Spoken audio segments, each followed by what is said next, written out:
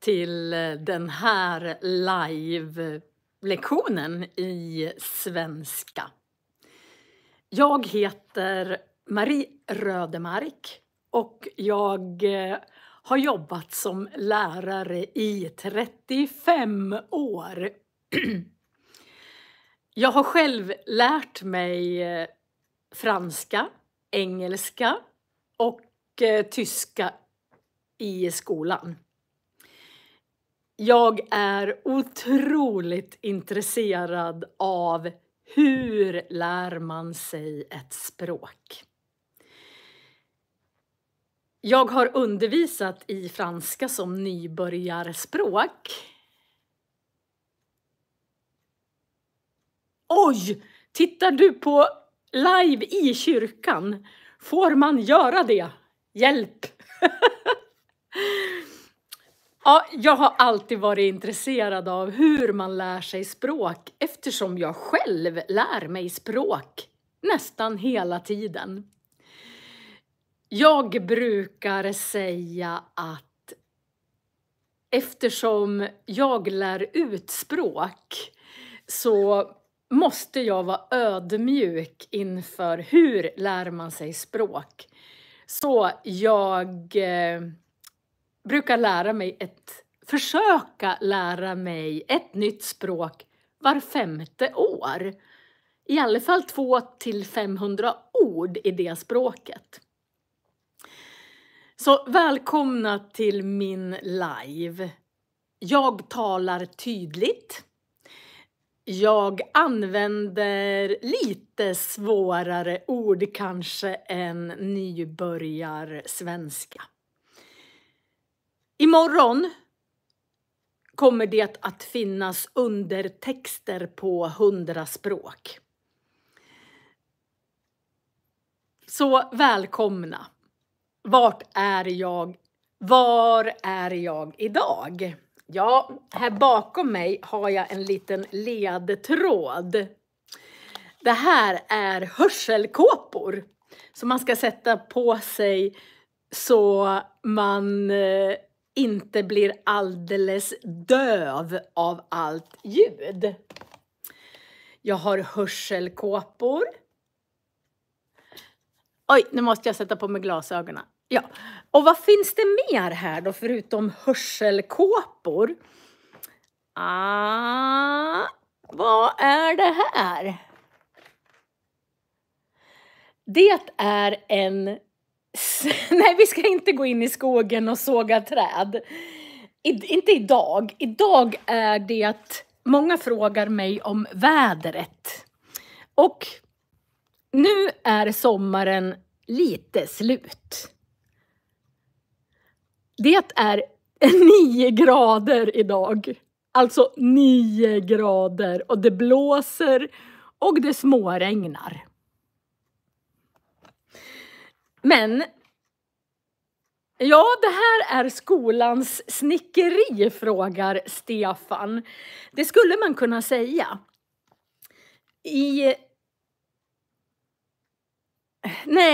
Månsken frågar mig hur jag sätter undertexter på 100 språk. Det är inte automatiskt.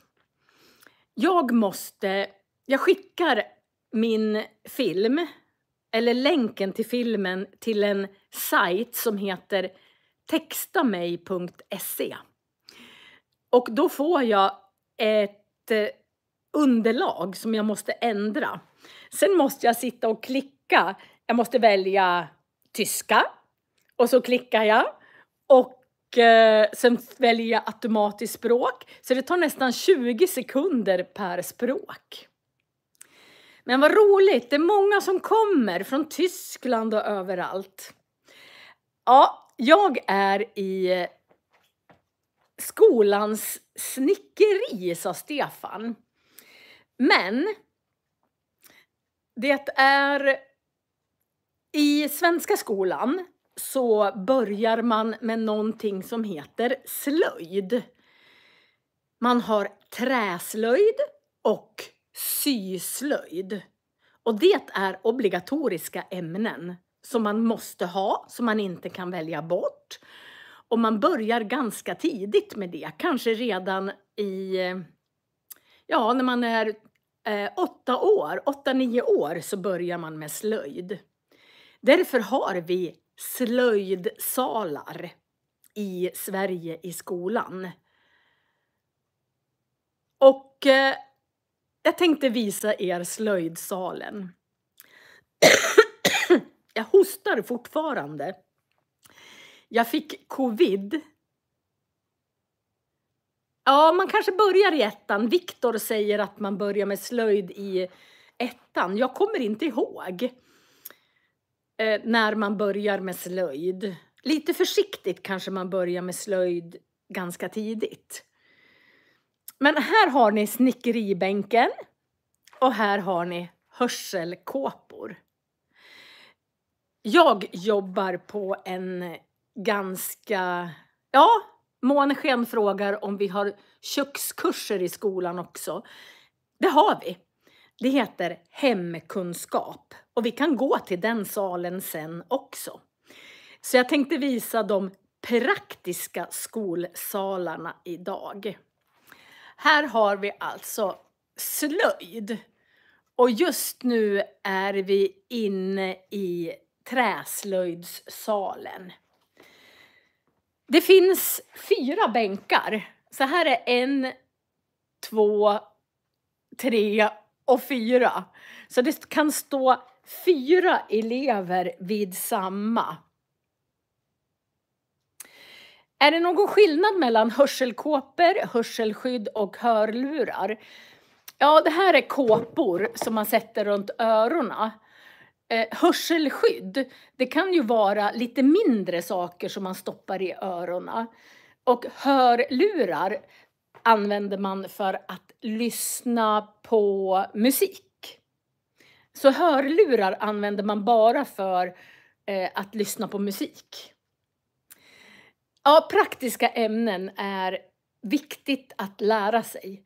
Det finns väldigt många elever som kanske inte är så bra på teoretiska ämnen. Så de kanske inte får så höga betyg på teoretiska ämnen. Men de är otroligt duktiga på praktiska ämnen. I Italien har man inte kanske slöjd och hemkunskap. Var det båda två? Okej, det är ganska farliga maskiner som finns i den här slöjdsalen. Här har du en borrmaskin. Jag ska vända. Ögonskydd måste användas. Hårskydd måste användas.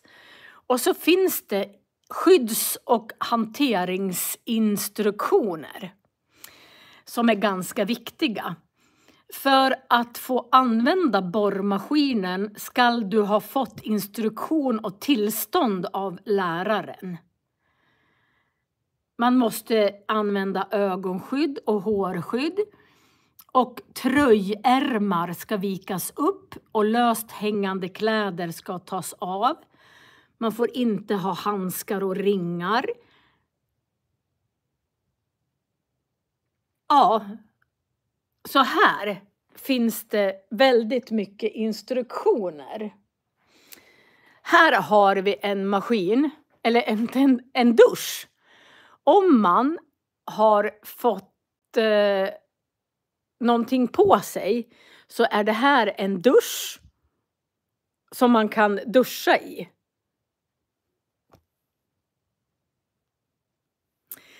Jag fick en fråga vad som är skillnaden mellan tema och ämne. Ett ämne, det är alltså ett skolämne som man har. Alltså matematik och svenska och träslöjd och syslöjd och hemkunskap. Medan ett tema, man kan jobba med ett tema i skolan. Till exempel andra världskriget. Nej, det är inte en vanlig vattendusch som man har hemma, tror jag. Utan det här, alltså det är ju vanligt vatten. Men man duschar kanske inte... Alltså, ja, Det är väl väldigt sällan den här används. Här har ni en skyddslinje. Det här är en skyddstejp. För att om det är någon som borrar vid den maskinen så får man inte gå närmare än så. Man får bara stå en person där. Stefan är avundsjuk. Han vill också ha, jag vet inte om din sal, Stefan, såg ut så här i skolan. Vi går in i det här rummet tror jag. Här finns det många olika träslag. Och här kanske en gitarr ska lagas också. Men våra elever gör ofta knivar. Och då börjar de med att välja olika träslag. Så här har de valt ett träslag. Och sen så ska de då putsa och slipa och såga så att det här blir ett vackert trähandtag till kniven.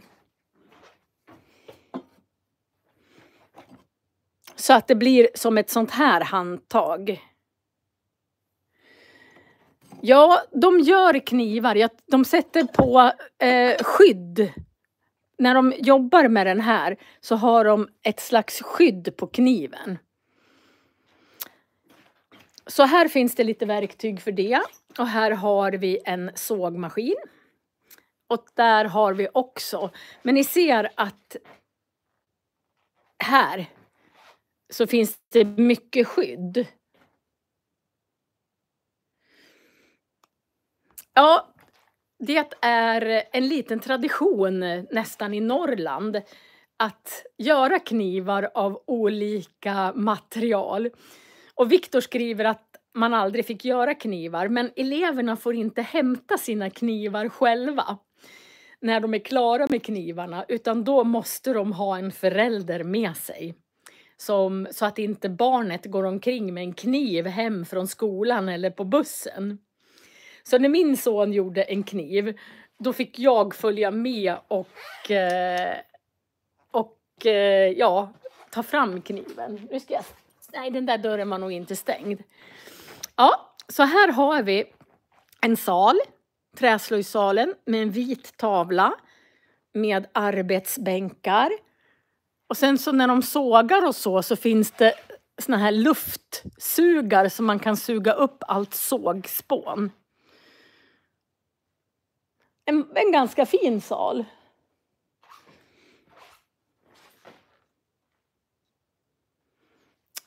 Då ska vi se. Här inne håller de på med lite mer plåtarbeten och järnarbeten. Så här har ni en plåtsax. Det finns lödkolvar. Och här finns det olika järnmaterial. Och så kan man även svetsa. Här kan man svetsa. Här har... jag tappar namn. Men här har ni skydden när man svetsar.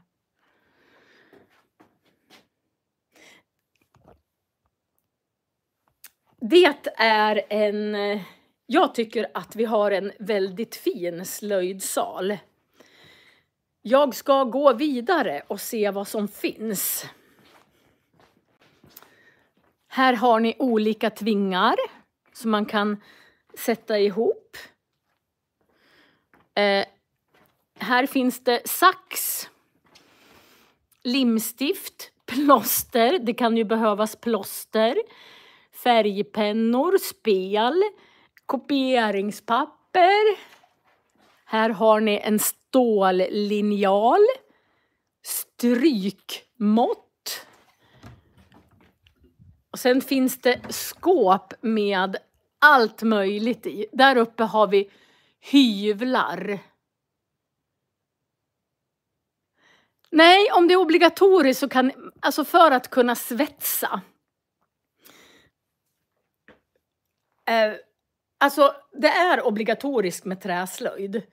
Men man blir inte en svetsare för att man har testat att svetsa någon gång. Alla elever vill inte svetsa, så det kanske inte ingår obligatoriskt. Men man får testa på för att se ifall de tycker det är roligt. På gymnasiet så kan man välja att bli svetsare. Det kan man göra. Ja, här har vi olika passare, figursågar. Här har vi olika typer utav hammare,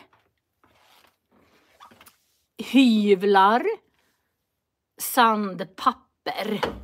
Nu ska vi se vad det är i det här skåpet. Oj, oj, oj. Har ni sett så mycket material? Här har ni olika filar som man kan fila. Olika tänger. Det heter faktiskt en tång och flera tänger. Väldigt många olika filar i det här skåpet. Ja, jag går vidare. Här finns det skyddsglasögon. Nej, det är inte en datafil eller körfil, utan det är en fil som man filar med. Vi går in i nästa rum här. Här har ni någon typ av figursåg. Här har ni, ser det ut som en liten svarv som man kan svarva med. Här har vi en bandslip och skivputsmaskin. Men här finns det skydd. Man får inte gå nära ifall det är någon som jobbar där. Ja, här har vi en värmepistol. Och sen så har vi helt vanlig fön. Här har vi olika mejselverktyg så man kan mejsla ut. Oj, de här tycker jag om.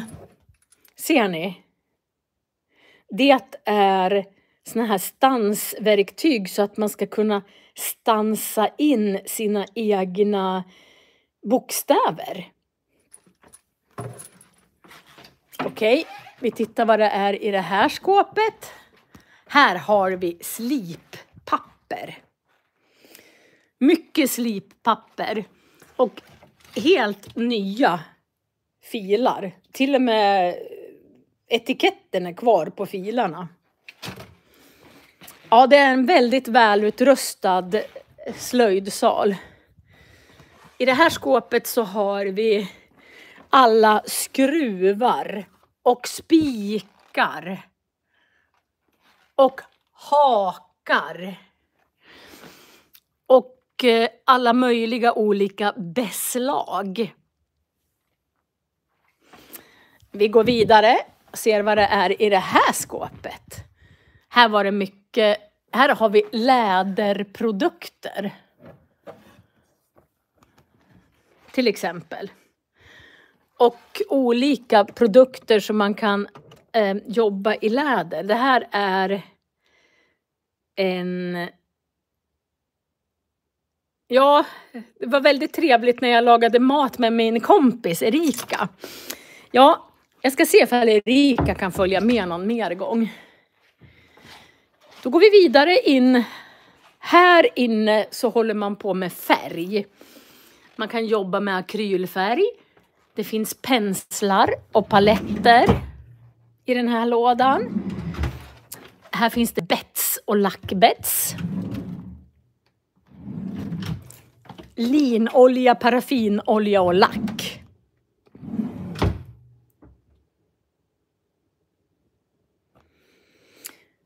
Jo, du har rätt. Produkt kan betyda olika saker, Viktor.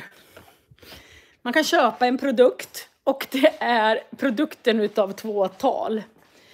Ja, det här är Det här är slöjdsalen, träslöjdsalen. Nu ska jag hämta mitt kaffe och sen så ska vi gå in i nästa sal. Nu ska vi se, jag ska släcka här. Det är viktigt att släcka. Så. Nu ska vi gå in i andra slöjdsalen. Men jag glömmer att släcka. Man får inte lämna lyset på. Men här finns det ingen knapp. Nej. Då kan jag inte göra så mycket. Nu ska vi gå vidare på min skola. Jag visar de praktiska ämnena. Så. Vi stänger dörren. Ska ni få se vad fint. Här lägger man de färdiga materialen.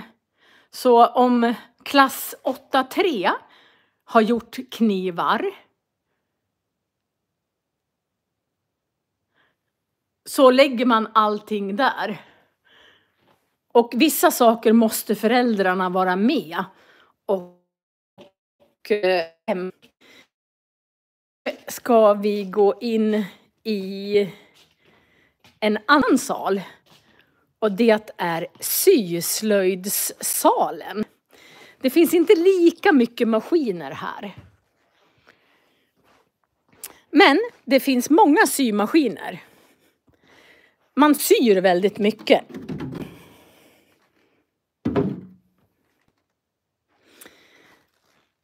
Här har ni en symaskin. Jag tycker att den är ganska avancerad.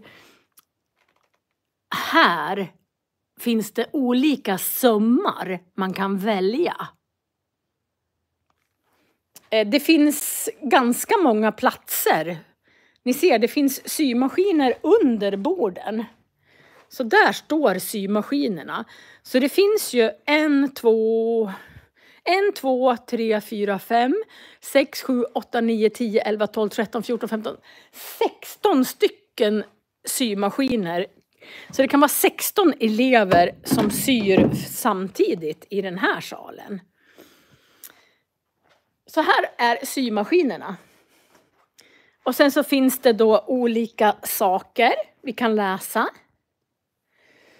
Här finns det saxar, pennor, suddigum, undertråd, trådrullar. Och det finns olika instruktioner. Nålfamiljen, våra vanligaste nålar och deras användning. Det här är då en knappnål, synål, broderinål ska det nog stå, ryanål, stoppnål och säkerhetsnål. Och här finns det olika saker man använder. Skisspapper, rutade papper, färgade papper, en limpistol, limstift, tejp. Det här var ett roligt namn. Mått-Lisa, skräddarkrita och det där är en sprättare. Synål, måttband och symaskinsdelar. Nu är vi alltså i syslöjden.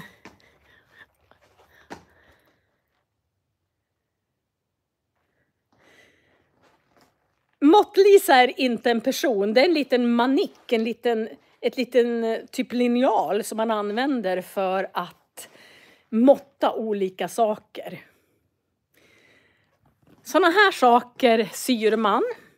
Man kan sy en fleecetröja. Här finns det olika saker. Oj, pang. En knyppelbräda. Det finns vävramar. bandgrind. De här kan man använda och väva olika band. Och så finns det ju naturligtvis olika typer utav tråd och garn för de olika sakerna. Här fanns det 2 symaskiner till. Det här bordet använder man för att rita upp mönster och klippa tyg. Här har vi en liten vävstol. Har ni sett vilken gullig vävstol?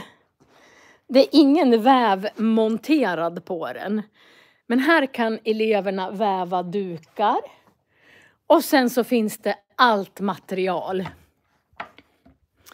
Här har ni paletttyger. Det här tyget kallas för tyll. Filttyg. Det finns otroligt många namn här i syslöjden och i hemkunskapen. Här har ni olika virkgarner. Alltså det är helt otroligt vad mycket namn det finns. Här har ni molingarn.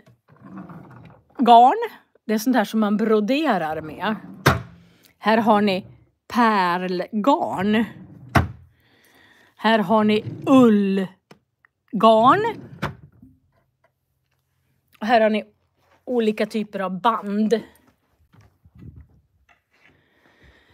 Ja, det finns... Titta vilka konstiga garn. Den här kallas för trikågarn.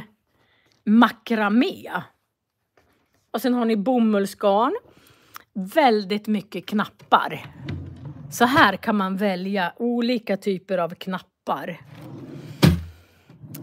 Olika typer av resårband. Oj, nu hoppade fel. Och olika snoddar. Väldigt mycket material. Här har ni garn och sytråd. Om ni vill sticka så finns det olika stickor. Alltså eller om barnen vill sticka. Stickorna har man i olika storlekar.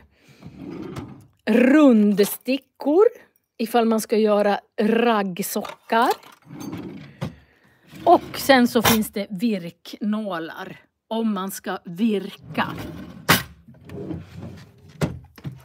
Ja, helt otroligt. Vi öppnar nästa skåp. Här finns det tyger. Olika typer av tyger. Och i sista skåpet är det också tyger. Har vi inte helt fantastiska slöjdsalar i Sverige? Jag tycker att det är väldigt avancerade salar. Jag kan tänka mig att det kostar ganska mycket att ha de salarna. Alltså att ekipera, att utrösta de salarna. Det praktiska sal. Och det är ju hemkunskapssalen. Jag ska ta min ryggsäck som ligger här.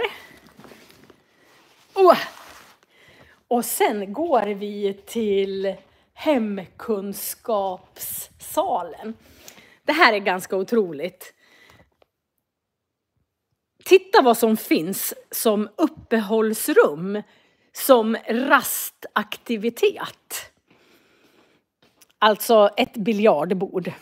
Men det måste vara vuxna med när barnen spelar biljard. Annars så kanske de går sönder. Jag fortsätter. Jag tror jag vänder på kameran för det är roligare att se hur det ser ut än mig. Här har vi ett klinkersgolv, ett stengolv. Här kan eleverna sitta. Det är någon som har glömt sin keps. Det finns tavlor och de här tavlorna, de är ljudabsorberande. De tar upp ljudet.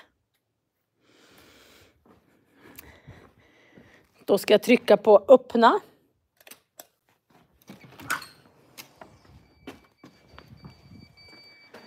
Och jag tror jag har satt igång ett pip. Nej, det slutar. Här kan man också... Det här är som ett litet uppehållsrum, för där ligger fiket. Så här kan man spela pingis. Och just nu vill ju många lära sig spela pingis efter OS. Har ni tittat på OS och pingis? Väldigt många unga människor och ungdomar och vuxna med vill spela pingis efter 2 silvermedaljer i pingis. Och där har man så man kan sitta som en,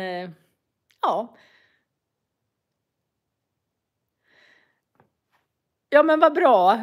Jag vet inte om Sverige är bästa landet, vet ej. Men just den här skolan är en utav Sveriges modernaste skolor. Ja, jag vänder här så kan vi kika in. Här, det är obligatoriskt att varje skola ska ha ett skolbibliotek. Det står i skollagen. Och här är vårat skolbibliotek. Ja, jag tror att Finland har i alla fall bäst skolresultat. Eller bland de som har bäst skolresultat. Här finns en till sak som eleverna kan göra på rasterna. Man kan spela. Här kan man sitta. Och sen har vi faktiskt källsortering. Så när man ska slänga sitt skräp så slänger man kompost, plast, pant, brännbart och papper. Och här har vi en tavla som är ljudabsorberande. Jag går vidare. Här tycker jag är ganska fint. Här är entrén in i skolan. Och här har de en ganska rolig soffa. En ganska rolig soffa som man kan sitta i. Jag tycker den är jättefin. Här säljer de lite kakor och bullar och sånt. Här har vi en till soffa. Jag har varit i skolan förut och kört live. Och då berättade jag att vi är en mobilfri skola. Eleverna måste lämna in sina mobiltelefoner på morgonen. Och sen får de ta ut dem på eftermiddagen. När de går hem. Så förut så satt alla elever alltid med sina mobiler. Men nu sitter faktiskt många elever... Ska jag skicka den här filmen till den tyska skolmyndigheten? Ja, kanske det. Men nu sitter väldigt många elever och pratar i de här ringarna. Nu är det lite finare väder ute. Solen skiner. Här har vi toaletter. Men här måste de tvätta händerna innan de går in i matsalen. Så här tvättar de händerna och sen går de in i matsalen här. Men jag tror inte jag kommer in i matsalen. Vi kan se om vi kan kika. Här inne äter eleverna lunch. Och här är olika knivar de har gjort. Här är elevernas knivar. Ni ser att de har tejpat knivbladet så man inte kan skära sig på dem. Och så här många olika typer av knivar har eleverna gjort. Olika material och olika och former. Framförallt olika former. Den där är ju ganska fyrkantig och den där är väldigt välslipad. Så här har ni lite resultat och det här skåpet är låst. Men man har en liten utställning på knivarna. Här har vi hem- och konsumentkunskap. Och om ni undrar vad det där är för språk så står alla våra skyltar även på samiska.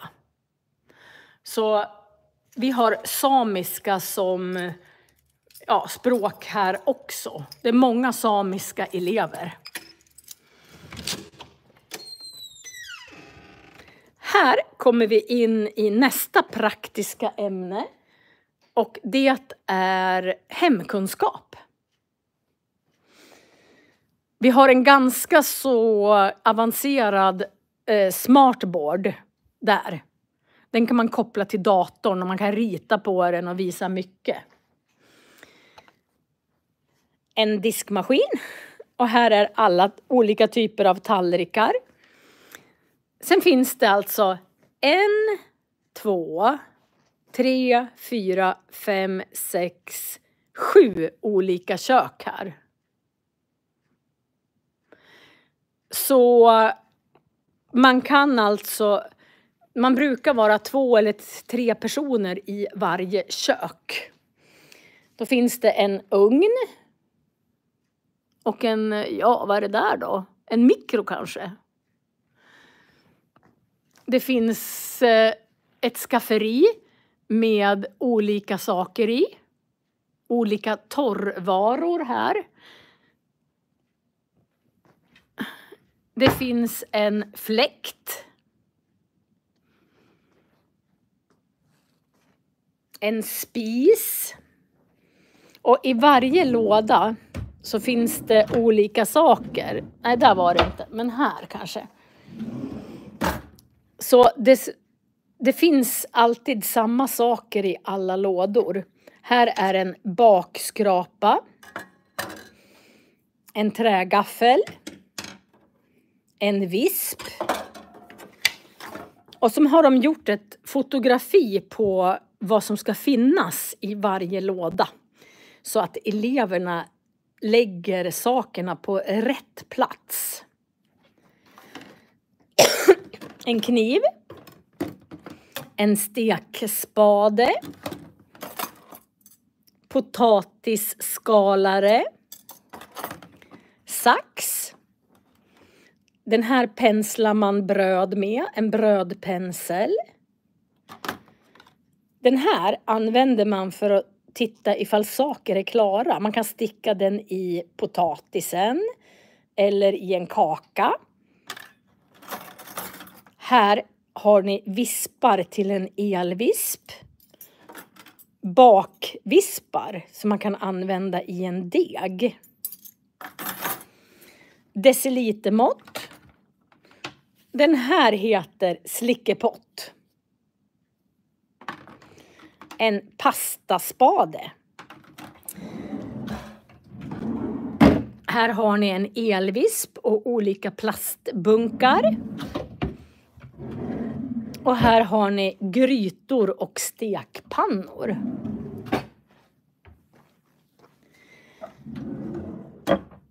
En kavel och en skärbräda.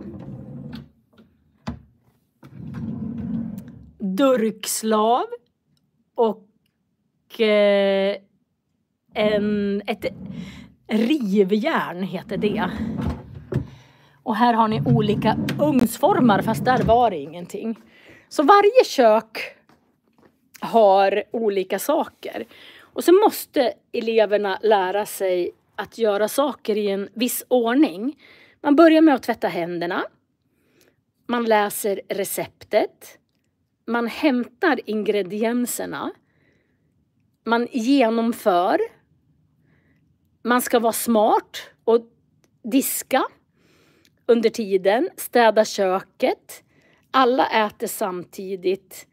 Och sen skriver man på Classroom, det är våran digitala plattform, vad man har gjort. Och sen måste man gå till läraren för att få köket godkänt. Så här har vi hemkunskapssalen.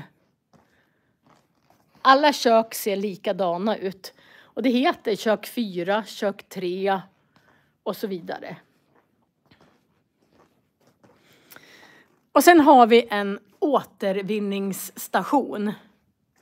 Här lägger man brännbart, plast, kartong, metall och glas. Nu har jag visat er de 3 väldigt praktiska ämnena i svensk skola.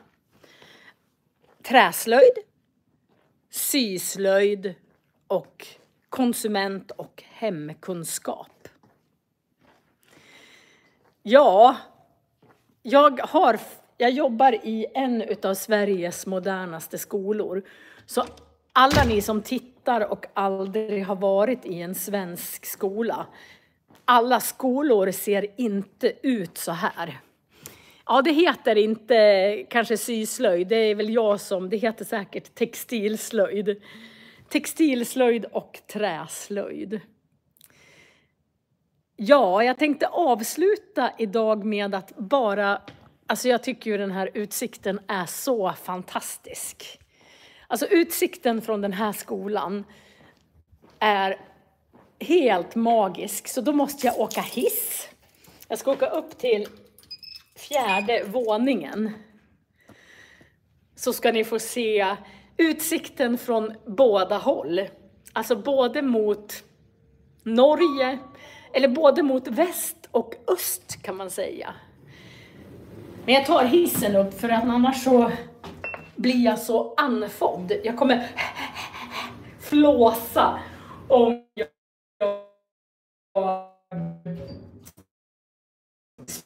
4 trappor. Ja, här är hissen.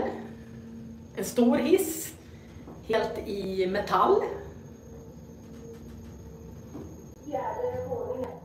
Nu är jag på 4:e våningen. Ska jag gå ut här.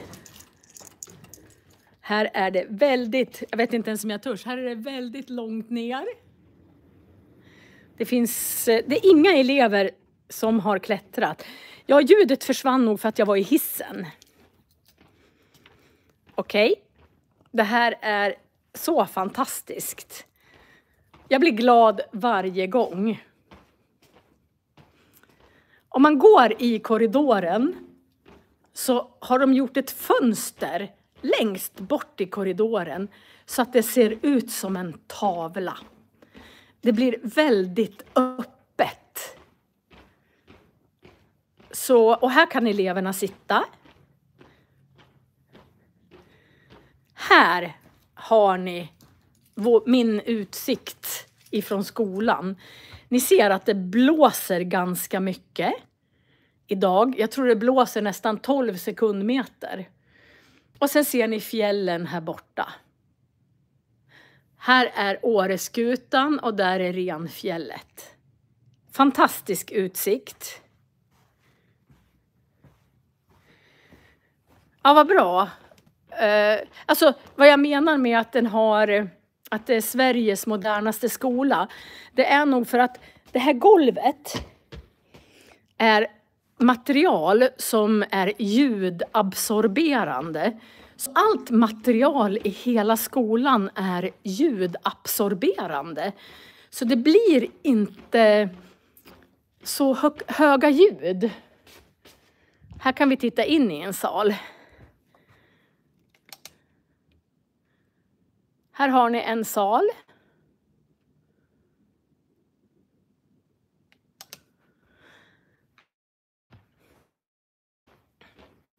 Det finns platser överallt där eleverna kan sitta.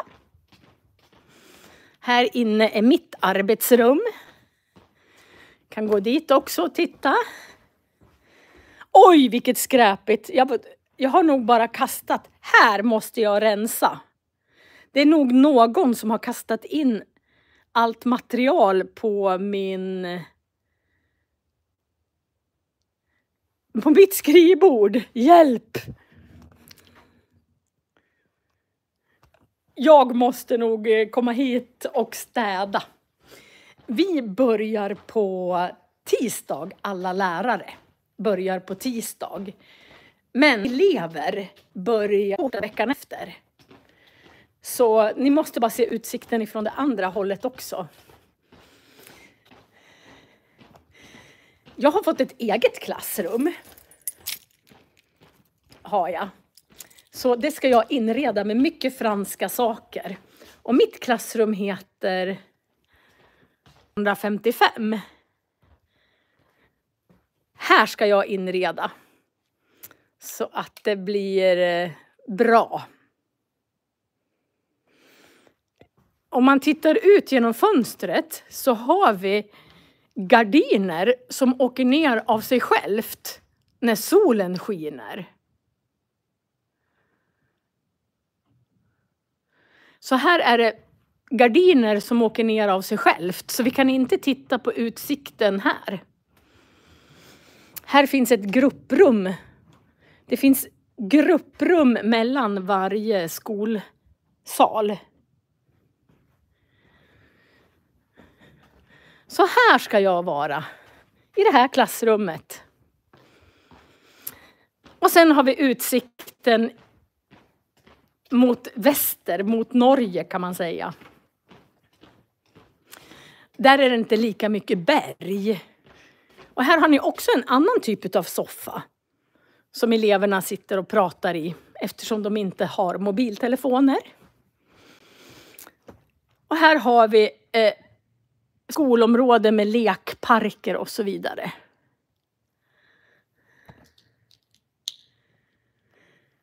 Ja, det här blev en liten rundvandring på min skola.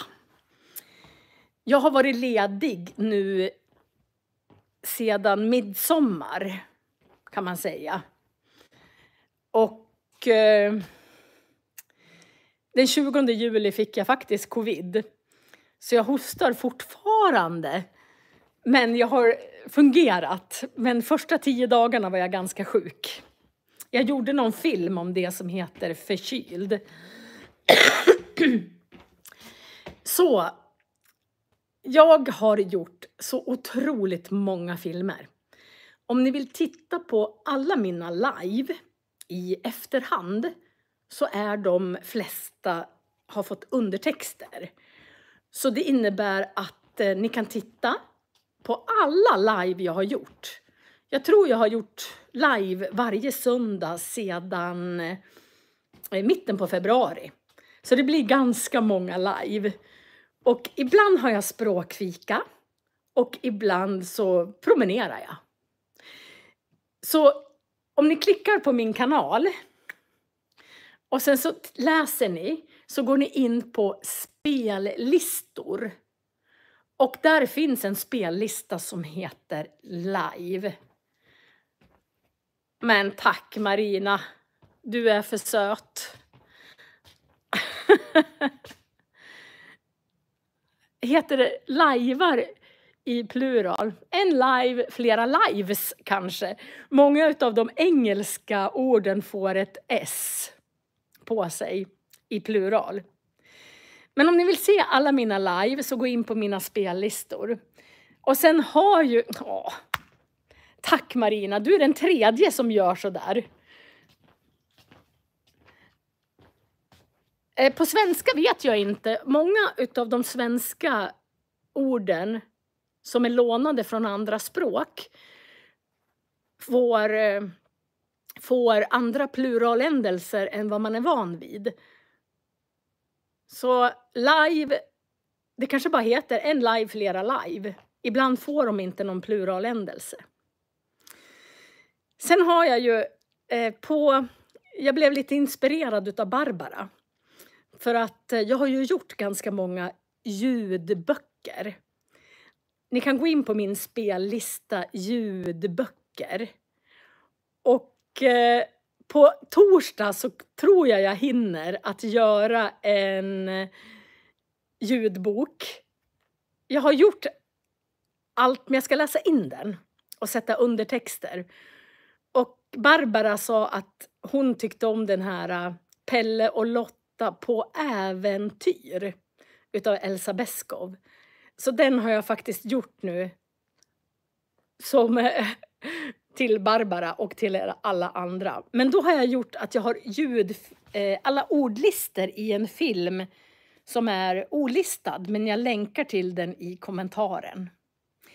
Ja, på torsdag så kommer en ljudbok eller en grammatikfilm om jag inte hinner göra klart ljudboken. Och så ses vi nästa söndag igen klockan 12 live. Ja, Petter och Lotta heter den, inte Pelle och Lotta. Helt rätt, Viktor. Petter och Lotta på äventyr. Ja, nu har jag pratat i snart 51 minuter. Och jag är så tacksam för att ni är med mig. Och jag ska försöka vara på olika ställen varje söndag. Men ibland blir det bara språkfika också. Tack så mycket för idag. Alla gör tummen upp på slutet. Yes! Vi ses nästa söndag igen, Marina. Yes! Och vill ni se mina andra live så är det bara att gå in och titta på min livespellista. Och undertexter kommer imorgon. Jag är så tacksam för idag. Amir säger, ja, jag hoppas att jag ska börja jobba på tisdag. Men jag tycker det ska bli roligt att börja jobba igen. Tack för idag allihopa. Och Barbara, hörde du att jag har gjort Petter och Lotta på äventyr som kommer på torsdag? Akko Asso skriver tack. Tack Akko. Gelina och Lellalm. Tack. Cecilia, tack för idag. Stefan. Och jag hinner inte med Sandra och Hanna och Nadesta. Tack för idag. Oj. Justina och H28, tack. Vi ses nästa söndag med Marjorie, tack. Och Christian och Rogin och Amir. Tack för att ni tittar. Och sen står det på kyrilliska bokstäver. Det vet jag inte hur jag uttalar. Sekin, tack. Rogin, Barbara. Ja, till på torsdag. Tack för idag och ha fantastisk vecka. Hej då! Oj. Nej.